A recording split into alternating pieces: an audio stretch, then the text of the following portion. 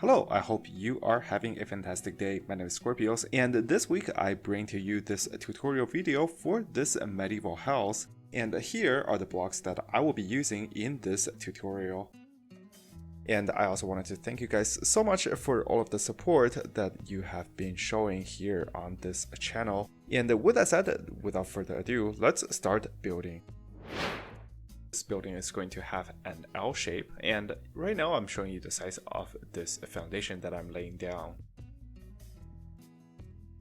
And on top of this foundation, we're going to put down 3 layers of cobblestone. And after that, let's take out a different type of stone block. And as you can see here, I am using stone brick blocks, and I'm just going to go around this entire foundation to build these 3 blocks tall pillars. So the reason I am doing this is to add some decoration around this first floor of this starter house. And for that reason, let's make sure that these pillars look nice and that they're evenly spaced out. And here, as you can see, they are going to be 3 blocks apart from each other. Alright, and now that we have introduced a sense of structure to the walls here, we are going to come over to this corner of this foundation here. And using cobblestone blocks, I am going to create a platform on which the entrance of this house is going to be. So in my particular design, the front door of this house is actually going to be on the 2nd floor, which is why we're going to create a stone staircase like what you're seeing here. And when I was coming up with the design for this starter house, I was thinking that the stone first floor would be perfect for a storage area. And on that note, let's add some decoration to this area, and the only block I am adding here is stone brick stairs. So as you can see here, I am just going to go around this foundation and add these stairs along the upper end and the lower end of these stone brick pillars. And believe it or not, we are now ready to move on to the 2nd floor of this starter house. So for this step, directly above each one of the stone brick pillars, we're going to build up a spruce log beam that is 5 blocks tall. So that is what we're going to do for this part of this building. And over here on this wall, the 3 beams here are going to be shorter. So as you can see here, these beams are going to be 3 blocks tall each.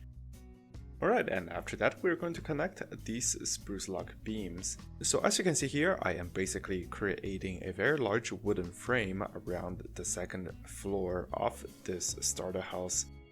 You do want to keep in mind that when you get to the 3 beams on this side of this house that are shorter, we are only going to connect the lower end of these beams.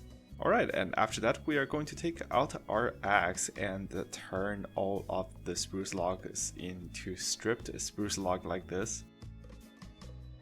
So that should be pretty simple, and after that we're going to start filling the walls here. So for this step, we're going to be using oak wood, which should be easy to find in your Minecraft world. So as you can see here, we are literally just going to go around all of the walls here and fill in each one of the wall section with oak wood. So in my design, each one of these wall sections is going to require a 3 block by 3 block oak wood panel. And as you can see here, for the block that is at the very center of this panel, I am leaving it empty. And as for the block on top, I am going to put in an upside down oak wood stair. So as you can see here, I am just going to do that all the way around this 2nd floor here. And as for this side of this house, because the walls here are going to be shorter, we are not going to put in a window here, and instead I am just going to fill in all of the walls with oak wood. And after that, we're going to come over to this space here and start creating a door frame. And this wall here is going to have a slanted shape because later we're going to try to fit a roof over this wall. Alright, and after we have a door frame installed, the next step is to put in some windows by putting in these glass panes all the way around this building. And after that, it's time to decorate the windows, and as you can see here, I am going to start by putting down 3 leaf blocks underneath each one of the windows.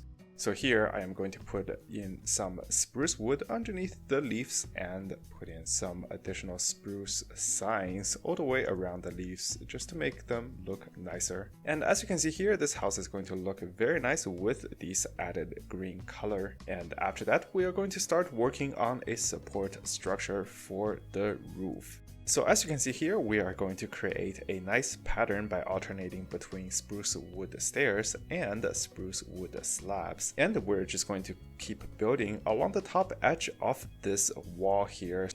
And we're going to continue with this pattern, just make sure to stick with the top edge of the wall structure. So this should be a very simple process, and we're just going to do that all the way around all of the walls of this house. And once that is complete, we're going to start working on the third layer of this house here. So for this next step, we're going to find the center of this wall here, and on top of the existing spruce log beam, we're going to add in an extension. And as you can see here, I am just going to put in 5 additional spruce logs, and after putting down some more spruce wood as the decoration, we're going to fill in the rest of this wall here. And for this step, let's switch back to using oak wood planks, and as you can see here, you're going to end up with a triangle shape like this. And after that, let's repeat the same process on the backside of this house here as well.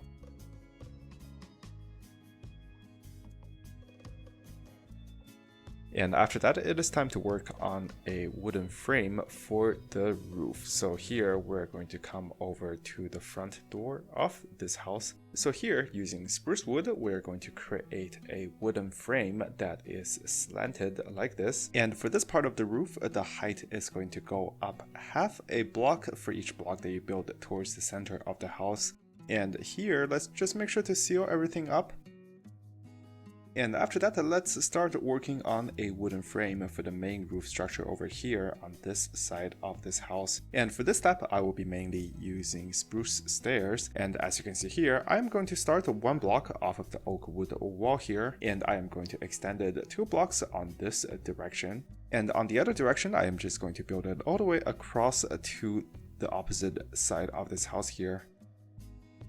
And after that, we're going to start building up, and for this part, it is pretty simple. We're just going to stack wood stairs on top of one another like this.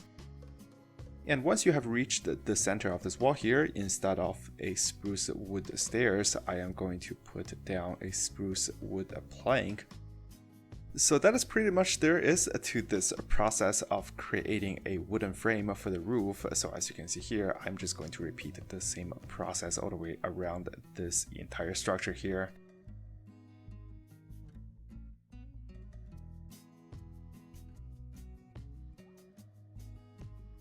And once we have a rough structure in place, the next step is to create a beam that goes all the way across this roof here. So as you can see here, for this step, I will actually just be using spruce wood planks, and I will just be building it all the way across this roof structure here. And the next step here is a bit of an optional step, and I am doing this just to mob-proof this roof. So as you can see here, I am putting down an additional layer of spruce wood trapdoors, and you can use half slabs or other materials here as well. And the only reason I am doing this is so that there would not be any creepers spawning on top of this roof here. And once that is complete, we're going to finish building this roof here. And in my design, I am using crimson wood, which does have a nice color, but it does require you traveling into the nether if you are building this in your survival world. And here, for the lower portion of this roof, we're going to be using crimson slabs. And in this point of this tutorial, the building process is actually pretty simple. Just make sure that you leave every single block covered. And the next step here is to switch over to your crimson stairs, and we're just going to do the same thing over here on this part of this roof as well. And once that is complete, you will end up with a roof that has a very nice vibrant color. So that is all I have for this week. I hope you enjoyed this tutorial for this medieval house. And make sure to leave a like and subscribe so that you will not miss out on any future tutorials from this channel. Thank you so much for watching, and I will see you next time.